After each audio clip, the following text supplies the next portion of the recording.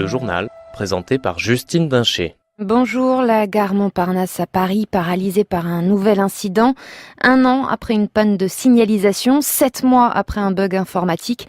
Cette fois-ci, c'est un incendie hier sur un transformateur électrique qui crée de grosses perturbations. Trafic totalement interrompu pendant quelques heures alors que de nombreux passagers partaient en vacances.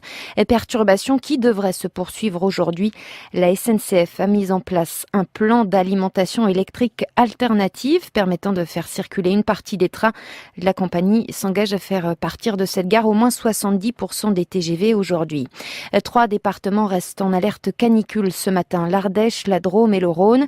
Hier, il a fait très chaud, record de 37,6 degrés à Lille et plus de 35 degrés sur une large moitié est du pays. En ville, les températures ressenties et réelles sont généralement plus élevées qu'à la campagne. À cela, plusieurs raisons, Stéphane Iglesias. Si le nord et l'ouest de la France respirent ce week-end, dès le milieu de la semaine prochaine, les températures vont à nouveau prendre un coup de chaud un peu partout. Nous vivons dans des villes étouffantes. C'est notamment dû à des aménagements urbains mal pensés. Gérard Ronesta, élu Europe Écologie Les Verts à la région Occitanie, mais également architecte de formation. C'est-à-dire tout le bitume, tout le béton dont on a enrobé le sol et les murs des villes, ça se comporte comme un radiateur à inertie. C'est-à-dire que pendant la journée déjà, ça réfléchit la chaleur. Non seulement il brûle pendant la journée, mais il accumule également de la chaleur qu'il restitue pendant la nuit. On met sous le bitume et sous le béton, en France chaque année, 55 000 hectares. Pour vous donner une idée, ça représente l'équivalent d'un département comme le Tarn ou l'Ariège qui passe sous le béton et sous le bitume tous les 10 ans. Estelle Bourreau est architecte à Toulouse et selon elle, un autre aménagement urbain est possible. Nous pourrions imaginer de végétaliser beaucoup plus les espaces publics, donc avoir plus de parcs, des toitures végétalisées. Donc on pourrait imaginer aussi des potagers urbains, donc des potagers urbains sur les toitures. Les voitures dans les villes augmentent considérablement l'effet de serre.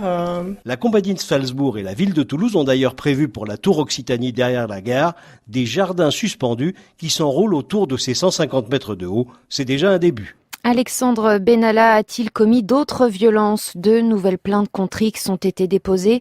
Les jeunes plaignants mettent en cause Alexandre Benalla et Vincent Kras, employés de La République En Marche, dans une autre interpellation musclée survenue le 1er mai au Jardin des Plantes à Paris. Concernant cette affaire, le gouvernement va devoir affronter 2 motions de censure à l'Assemblée nationale. La première portée par les députés Les Républicains et la seconde par ceux de la gauche, France Insoumise, Parti communiste et Parti socialiste. Débat et vote prévus mardi à l'Assemblée. En visite à Lisbonne, Emmanuel Macron s'est dit hier ouvert à la construction d'un gazoduc entre la France et l'Espagne. 2 conditions: que le projet s'accompagne d'une stratégie d'arrêt des centrales à charbon et qu'il fasse sens économiquement. Sortez dents, c'est le nom de la campagne de sensibilisation lancée par le gouvernement belge pour lutter contre le trafic d'ivoire.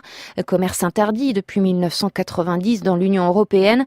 L'idée étant de décourager les touristes qui seraient tentés cet été d'acheter de l'ivoire en Afrique ou en Asie.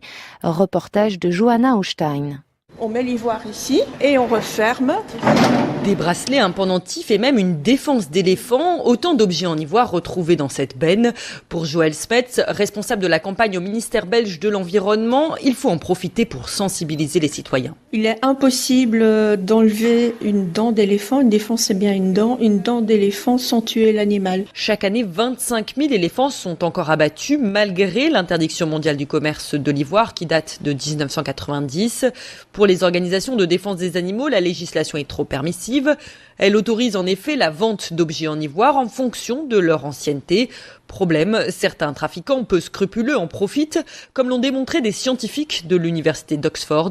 Pour Arno Gussens de World Life Conservatory Society, l'Europe doit durcir le ton. Cette étude montre que de l'ivoire qui est vendu comme ancien provient en fait d'éléphants qui ont été braconnés récemment. Donc il faut aller plus loin, interdire vraiment l'ivoire brut et l'ivoire travaillé également, avec peut-être quelques exceptions pour des instruments de musique ou d'autres objets qui pourraient être par exemple échangés par des musées. Ces demandes seront-elles entendues? Verdict à la rentrée quand la Commission européenne dévoilera ses nouvelles propositions pour mettre fin au braconnage des éléphants. La météo de ce samedi, Météo France maintient donc 3 départements en alerte canicule, l'Ardèche, la Drôme et le Rhône.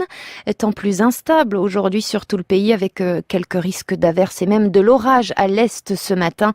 Les températures sont en baisse, comptez entre 20 et 25 degrés près de l'Atlantique et de la Manche, 28 à l'intérieur des terres et jusqu'à 34 degrés près de la Méditerranée.